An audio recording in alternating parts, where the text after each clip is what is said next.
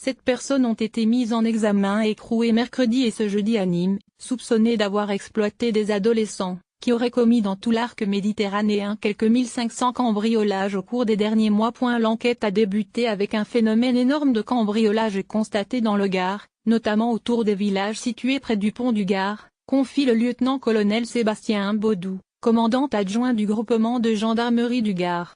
Après un flagrant délit le 21 septembre à Vergès, les gendarmes avaient procédé à une première vague d'interpellations le 21 janvier, sur un terrain de gens du voyage aux Angles.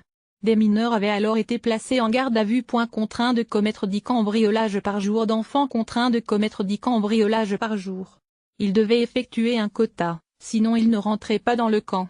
Tous les matins, ils étaient déposés dans un quartier, dans une ville ou un village différent et ils sonnaient aux portes. Si personne ne répondait, ils rentraient dans les maisons et dévalisaient l'or, l'argent, les bijoux, confie Laurent Rougès, patron de la compagnie de Vauvert. Selon les enquêteurs, ces jeunes cambrioleurs étaient vendus par leurs parents dans des campements de la région parisienne pour commettre des vols en bande organisée dans de belles villas et des quartiers résidentiels du sud, de Perpignan à Cannes.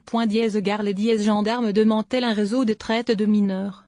1500 cambriolages sur l'arc méditerranéen, 1100 bijoux, 5 kg d'or, 25,000 € billets en euros, 12,000 € sur compte, 40 montres de luxe pour plus de 150,000 € triangle vers la droite 20 objectifs triangle vers la droite 20 interpellations triangle vers la droite 7 incarcérations.